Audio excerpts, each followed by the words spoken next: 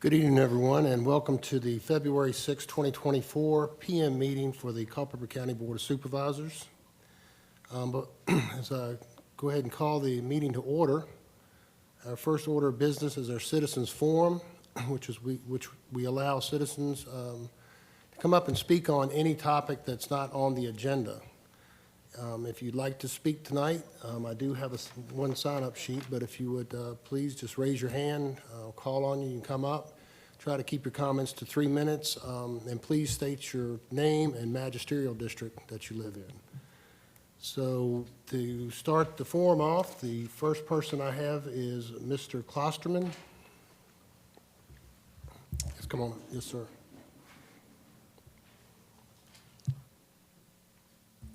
Thank you, sir. Good evening.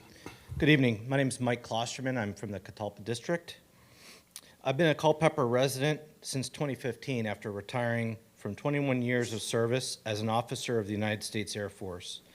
I deployed to the Middle East many times in those 21 years to defend the Constitution that I swore an oath to uphold and defend. Sadly, the country that I love so much is falling into evil and toward tyranny. This is ironic given that my many deployments were against other tyrannical regimes, and now my own country has started to become one itself.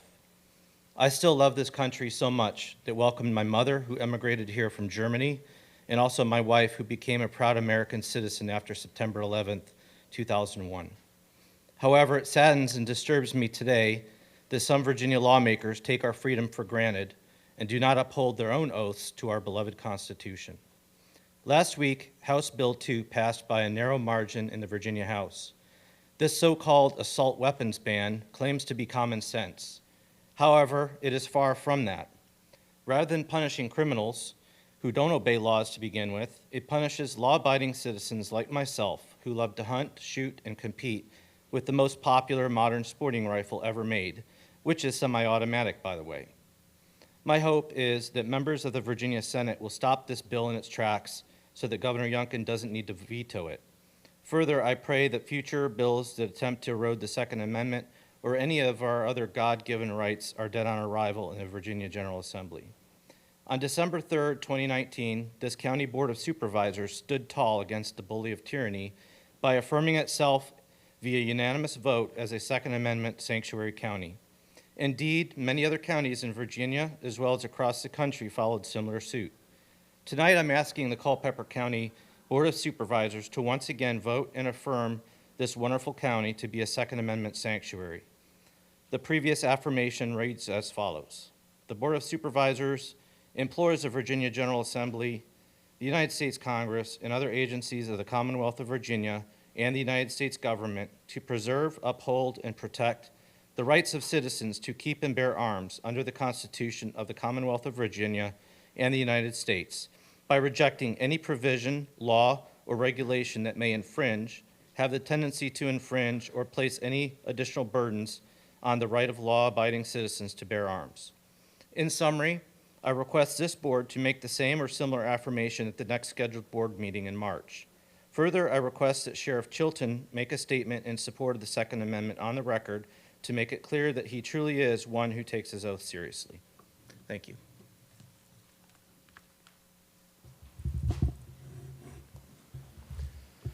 Is there anyone else who would like to speak tonight? Yes, sir.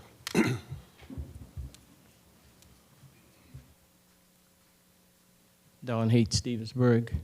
Good evening, members of the board. First, I'd like to, I support the Second Amendment as well. I would like to congratulate Chairman Bates for his appointment as chairman, and David Durr as vice chairman, and I'd like to welcome David Lee to the board. Support Culpeper farms in their business. Support programs that help farmers to continue to farm while maintaining the rural character of Culpeper at the same time. Utility-scale solar on farmland isn't the solution. I believe in holding our elected officials accountable when they don't uphold their oath of office or follow the wishes of their constituents. But more so, I believe in giving credit where credit is due. Our 3 members of our board, Chairman Bates, Vice Chairman David Durr, and newly elected board member David Lee went to Richmond last week in fight for the rights for Culpeper residents. They demanded that a bill be denied, one that was designed to overrule local zoning authority as it relates to utility-scale solar. Some delegates are being pushed by the solar industry to pass a bill that would strip away our rights to control our own county. That's called dictatorship, and we simply will not stand for it whatsoever. Gentlemen, thank you all so much for your dedication to keeping Culpeper the rural county that we love so well. Utility-scale solar belongs on existing industrial zone land with the proper infrastructure to support it, period. Residents of Culpeper, this is why you need to be involved in all the phases of government, not just the presidential election. Culpeper residents, I urge you to contact each Board of Supervisors and ask that they revise our ordinance to require utility-scale solar to be approved only on existing industrial zone property. Stevensburg is the only district that has been under attack by solar developers. Stevensburg residents, as well as many other Culpeper residents, want strong language in our ordinance. Once again, we ask the Stevensburg supervisor, Susan G., to make a motion to revise the ordinance, restrict utility-scale solar to existing industrial zone property only. We were told during the election campaign that you would listen to these constituents. Well, they have been asking for this for the last 2 years, and it's time for some action. We need to know if you, our supervisor, will listen to us and support us. We need to know if you are on our team. Many NFL owners fired their coaches recently because they couldn't lead their team and lost the confidence of these players. We need to also know that you will make this motion. I hate to be the messenger, but many of the Stevensburg residents are wondering if they made the wrong choice. You don't have to believe me, just ask for yourself. Better yet, have a town hall meeting and hear it from your constituents. It's so simple. Make a motion to revise the ordinance to save Culpeper County's character as Culpeper's rural. This is exactly what the residents want. Stop destroying our beautiful farmland, and as always, support Culpeper farmers. May God continue to bless Culpeper and its residents, and thank you for your time. Thank you. Is there anyone else who would like to speak? Yes, sir.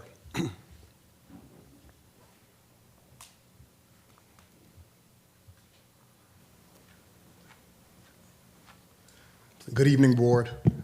My name is Patrick Clark, cousin of Don Haight back there, from Washington, D.C. So I'm not sure where I fit in, as far as a district, but I do fit. I don't have anything prepared, but let me say this. We just lost Toby Keith. So I don't want to talk about me. I want to talk about Culpeper, okay? Coming from Washington, D.C., 28 years old. I grew up in Washington, D.C. my entire life. Coming from Washington, D.C. and experiencing the love, the kind nature of Culpeper and its residents, it's unbelievable. I worked for a company called WWE. That's World Wrestling Entertainment, okay? I performed under the name Velveteen Dream. I lost my job because I took for granted the support that was given to me by the people who paid good money to see me perform. You all, I'm not sure if you get paid, I'm not gonna get into those weeds, but I do know that you have a support system here. And I know that you're as passionate as the citizens of Culpeper because you decided to take up the mantle and have the responsibility to listen to people like myself and Don and everyone here.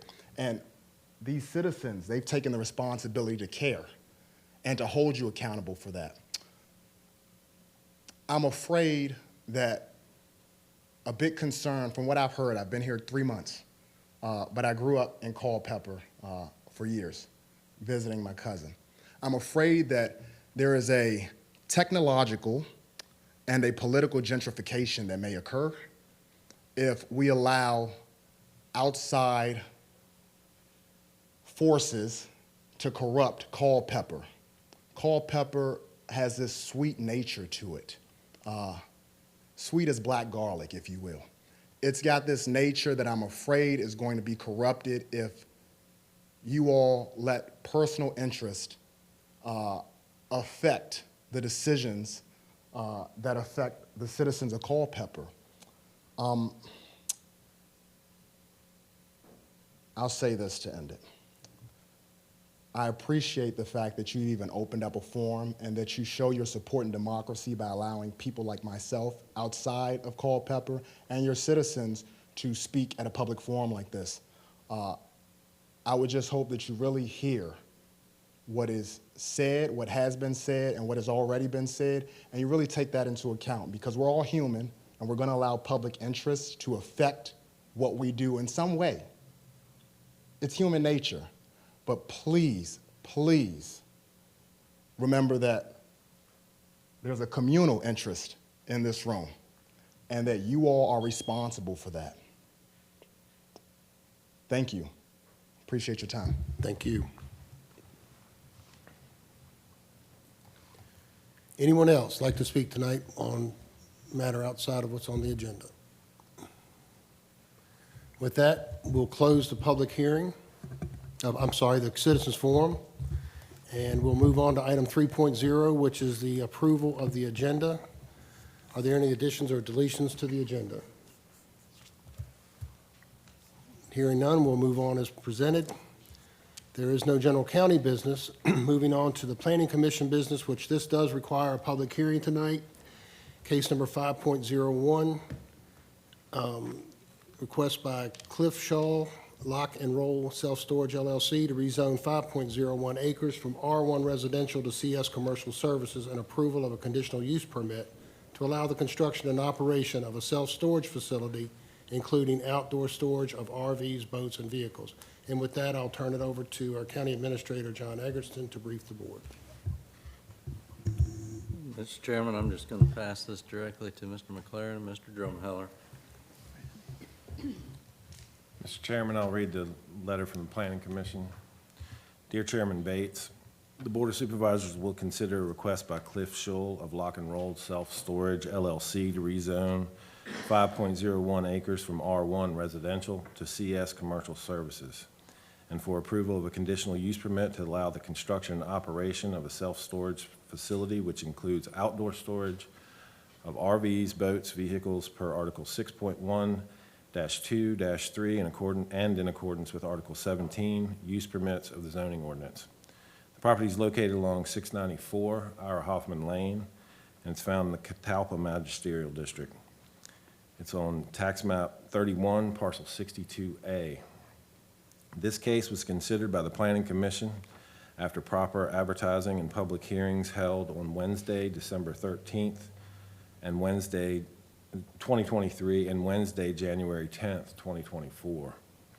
The Planning Commission found that the proposed rezoning request is supportive of the general purposes of promoting health, safety, and general welfare of the public. Furthermore, the Planning Commission found the request to be in conformance with Article 6.1C-2-3 of the zoning ordinance and in accordance with Article 17 of the zoning ordinance. Upon motion duly carried, the Planning Commission recommends to the Board of Supervisors by a 7-to-1 vote that the proposed rezoning and conditional use permit be approved with acceptance of submitted proffers dated January 10th, 2024. Sincerely, Sanford Reeves, Jr. Good evening, Mr. Chairman, members of the board. As Neil read into the record there, we're looking at a rezoning tonight for commercial services, a little better than 5 acres, specifically for a self-storage facility. Just to familiarize yourself with the screen there where we are,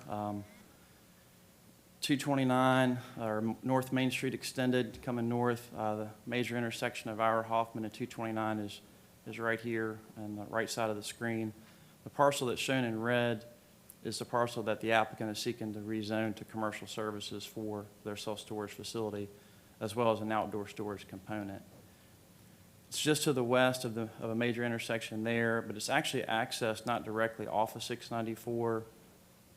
785 is actually a separated road now, oddly enough, but you have a section that comes directly off of 694 as Richmond Road, and there's a section that comes from North Main Street extended, 229 here to the south. They'll access this part of Richmond Road here off of Ira Hoffman and then have an internal connection or new driveway for the facility here. As Neil read into the record, the Planning Commission considered the application. The applicant submitted all the relevant paperwork. They submitted a proffer statement, concept plans, a narrative, which is all posted to board docs. The applicant did a good job of comparing or looking at the county's comprehensive plan. And one thing I'll put up is that comprehensive plan is zoomed out a little bit further. And that part right here is about where that piece that we're looking at to potentially rezone tonight. The future land use map does show that to remain as potentially low-density residential, but as you can see, it's very close to an area that's shown as mixed use, which would be considered an area that could be a mixing of commercial and/or residential uses. It's also shown in the county's urban services boundary, so we're expecting water and sewer to extend in this area, and that's a work in progress today already. It is shown in a growth area for the North Catalpa area, just south of the Catalpa up to the north part of town there. So it's shown in the comprehensive plan in two different areas as a potential growth area. And Kim, I'm going to get you to pull up that concept plan number 8. Mr. Chairman, we're going to pull up the concept plan, just kind of gives a better idea of what we're looking at specifically tonight. And I think it's important to pull the concept plan up because the applicant has proffered that concept plan specifically as part of their rezoning effort here. And it just simply shows the 5 acres to be used primarily for self-storage facilities. These would be like many that you see around not only Culpeper but other places. Each one of these units would be self-storage. The area that the applicant did show as proposed potential outdoor storage would be in this corner here.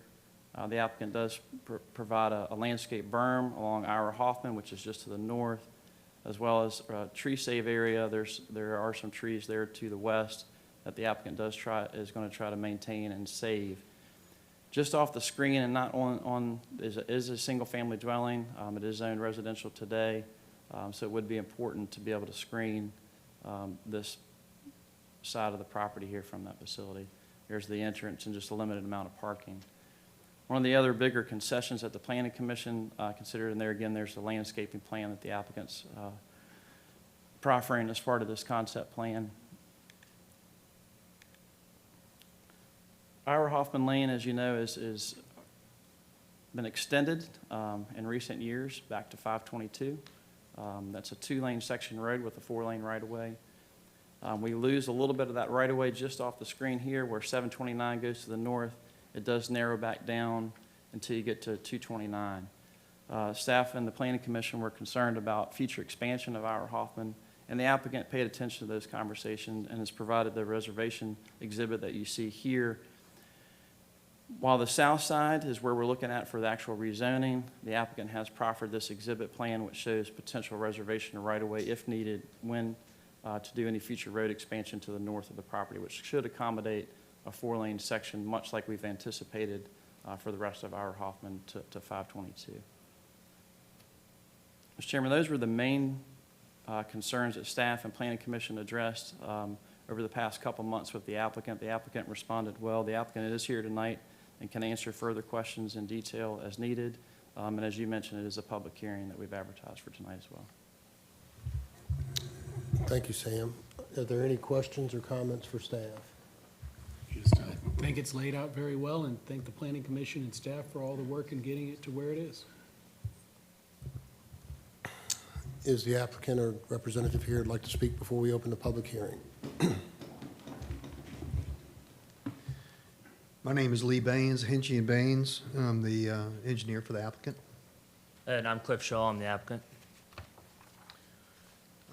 Thank you, Sam, for a great description of the project. We don't really have anything to add, I don't believe, and we're here to answer any questions that you might have. Any questions or comments to the applicant? Well, thank you for that. Very good. Thank All you. right. If there are no other questions or comments, we'll go ahead and open the public hearing. And if you would, just raise your hand, be called on, and we'll get you to the podium. So we'll go ahead and open the public hearing if there's anyone who'd like to come up and speak.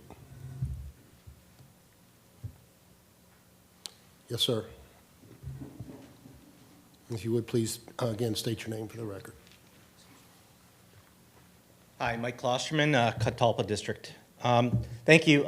It does sound like a very interesting project. I myself am a very avid outdoors person and love astronomy, which is one of the draws that brought me here to the dark skies here in Culpeper. And I'm concerned with, in general, growth of industry and businesses, especially if they don't have good lighting plans that have shielded lighting that direct light down.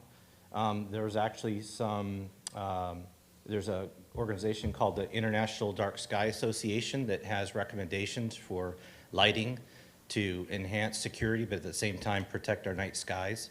So I just ask that that be considered in if that is part of the design or if that can be amended. Thank you.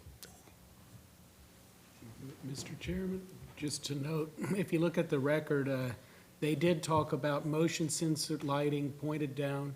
It's, staff did a great job. Yes, sir, there's a code, their county code addresses the lighting ordinance, so that has been addressed and considered. Anyone else would like to come up and speak towards this applicant? Seeing none, we'll go ahead and close the public hearing, and we'll open this up again for discussion. Mr. Chairman, if I Yes. could make one quick clarification, I just want to make sure that if any potential motion out there includes, it's 2 case numbers, actually. It's a rezoning case and a use permit case wrapped into one to try to save the applicant some time. We've combined the public hearings, we've combined it throughout our process, but it would be good to reference both case numbers in any motion that's made, so. Thank you, Sam. We'll go ahead and open this up for discussion or motion. I just like to say that it looks like with the berm and the dense landscaping, I'm assuming that's dense landscaping up there, right, Sam?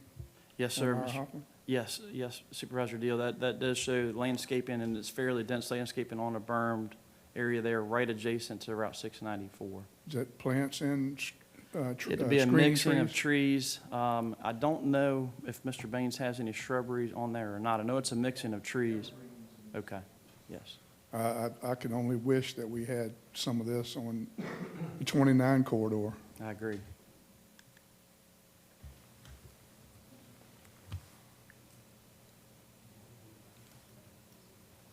No other comments? Well, I'll just say that I guess I do have one quick question, just to go back about the proffered concept plan. Yes. That, if for some reason this didn't materialize and that property was sold, any other use of that property would have to come back before staff and be reproffered and come back before the board again, is that? Yes, Mr. Chairman, the applicant did submit a proffer statement, and they submitted a pretty detailed concept plan. It's just a portion that's shown on the screen right now, but they did proffer that concept plan, and the only thing that they allowed for some reasonable adjustment to would be the building size and location. Does not include the use. And on the front page of that concept plan, it specifically says that the use is for self-storage or outdoor storage. So. Well, I definitely support the storage units and outside storage. I look forward to something other than houses again, so I think that's a great idea. Yeah. Any other comments or motion? I move that case number Z460-23-1 and case U2243-23-1 for approval. Second. Okay, we have a motion and a second. Any other discussion? If not, all those in favor of the motion signify by saying aye. Aye. Opposed? Motion carries unanimous, Ms. Ellis. All right, and with that, we will entertain a motion for adjournment. We're adjourned. Thank you all for coming tonight. John.